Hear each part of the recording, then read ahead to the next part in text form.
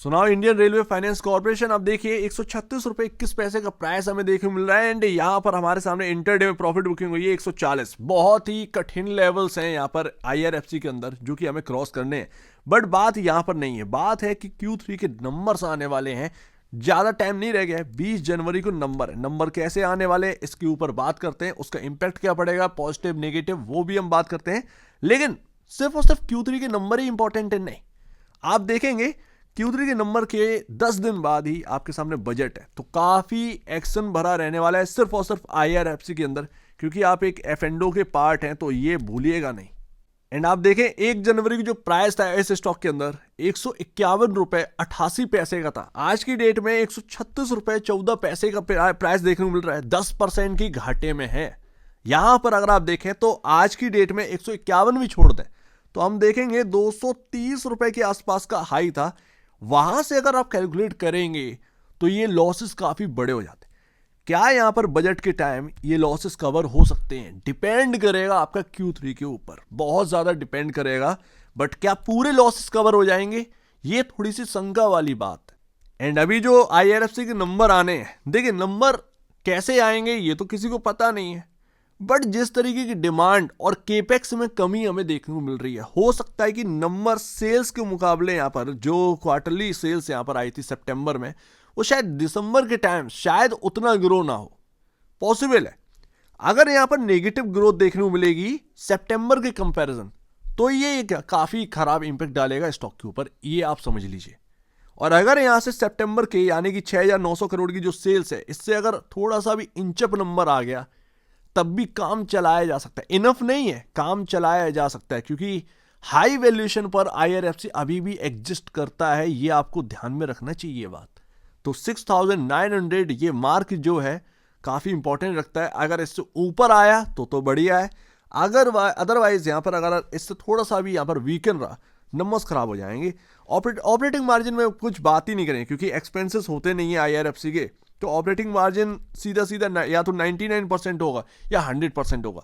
अगर वो 98% होगा तो अब तक का रिकॉर्ड टूटेगा शायद 10 क्वार्टर का, तो वो काफी नेगेटिव इंपैक्ट डालेगा। लेकिन शायद ऑपरेटिंग मार्जिन पर कोई इंपैक्ट शायद ना आए, ये पॉसिबिलिटी है। नेट प्रॉफिट की अगर हम बात करेंगे तो 16-13 करोड़ का यहां पर प्रॉफिटेबिलिटी थी। प्रॉब्लम सबसे बड़ी क्या है आईआरएफसी के अंदर, एक तो यहां पर हाई वैल्यूएशन पे आप एग्जिस्ट कर रहे हैं। अर्निंग पर शेयर की ग्रोथ देखिए कहां कैसी आ रही है। हम 2 क्वार्टर बीत गए, हमने 1.31 का जो आपका ईपीएस है उसको अभी तक क्रॉस नहीं किया है। तो यही तो बात है, 1.31 का ईपीएस क्रॉस करना यहां पर ना बड़ा सवाल वाली बात हो गई। अगर यहां पर 1.31 का ईपीएस निकल कर आ जाए इस क्वार्टर के अंदर, Q3 के अंदर, तो बहुत ही अच्छी बात है। इससे एबव बता रहा हूं, थोड़ा सा एबव। लेकिन अगर 1.23 के से भी कमजोर रहा तो ये काफी खराब नंबर कहलाएंगे, तो इस पर ध्यान में रखना है।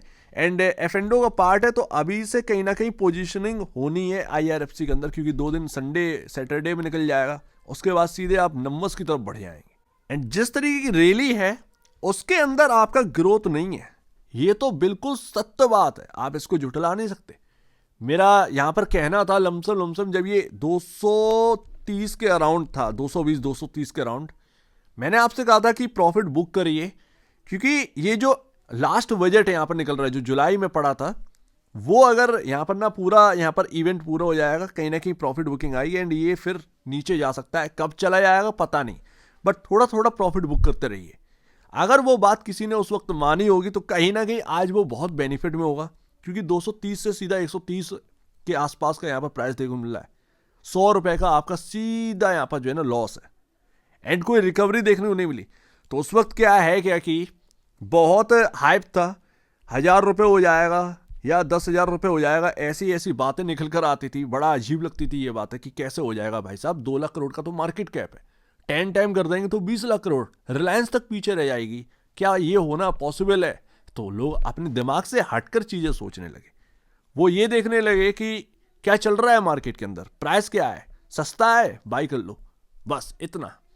तो यही सारी चीजें चल रही थी एंड उसका खामियाजा हमने देखा है, लॉसेस कैसे हुए हैं। बट यहां पर पहुंचना इसके लिए चाहिए ग्रोथ, और अगर ग्रोथ यहाँ पर आ गई, ग्रोथ का मतलब ये है कि आपका यहाँ पर अच्छी तरीके से अर्निंग पर शेयर बढ़ना, कम से कम 3 का EPS चाहिए है पर क्वार्टर, तब जाकर जो वैल्यूएशन है वो सही वैल्यूएशन पर आ पाएगा IRFC, तब जाकर आ पाएगा। तो ये 1.23, 1.21, 1.31 ये इनफ नहीं है। क्वार्टर दर क्वार्टर बेसिस पे देखें 0.10 का अगर EPS का इंचअप होगा ना, इतने में कुछ होने ही नहीं है।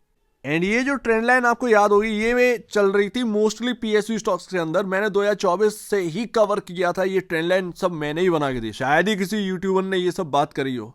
मैं तो आपके सामने हर एक स्ट्रक्चर के ऊपर बात करी थी, आपके सामने बनाकर दिखाया, आपके सामने रखा है। जब से ये टूटा है, इधर भी मैंने कवर किया था कि ये जाने वाला है, कितना गिरेगा पता नहीं। उसके बाद कुछ ये हाल है। एंड अभी जो 165 है, यहां पर मैंने आपको बताया था कि 165 अगर निकल गया तो ठीक है, अदरवाइज यहीं से गिरावट आ जाएगी। एंड वो आया, फिर चाहे आप उसमें मार्केट की गिरावट जोड़ दीजिए या खुद स्टॉक की गिरावट जोड़ दीजिए, बट वो यहाँ पर आपके सामने होते हुए दिखा। इवन 151 भी नहीं बचा।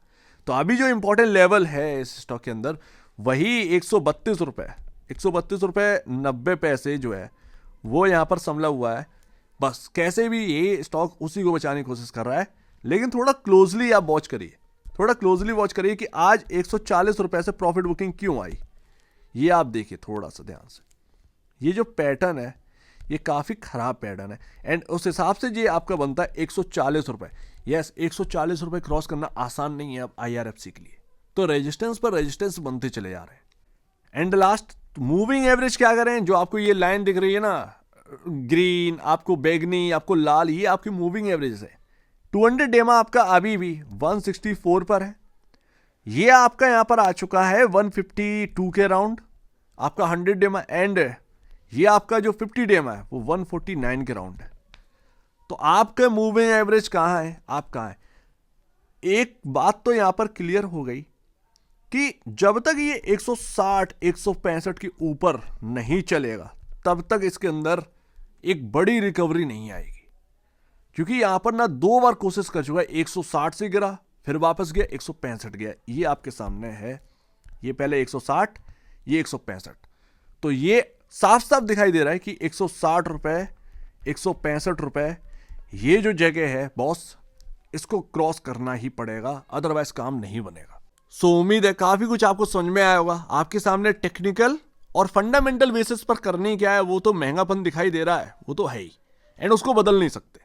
बट आपके सामने कुछ ये हाल है। एंड आज की डेट में लोग ये मान रहे हैं कि हाँ भैया मैंने महंगा स्टॉक खरीदा था, आज की डेट में वही मेरे को यहाँ पर जो ना गलती लगी है।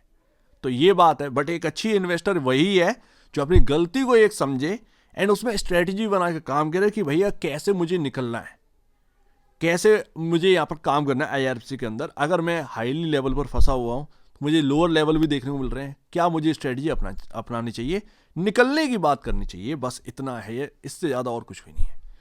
सो उम्मीद है काफ़ी कुछ आपको समझ में आया होगा। ये मेरा पर्सनल व्यू है, ऐसा नहीं है कि मैं आपको कोई बाय और सेल रिकमेंडेशन दे रहा हूँ, ये मेरा पर्सनल व्यू है, मैं आपके साथ शेयर कर रहा हूँ। तो एक बार निवेश से पहले बेचने से पहले अपने ब्रोकर एडवाइस से जरूर सलाह लीजिएगा। खुद की स्टडी करेगा, उससे बेहतर कुछ भी नहीं, खुद की स्टडी ही मस्ट है। तो आप बीच में जा देख लीजिए, बहुत धन्यवाद दोस्तों।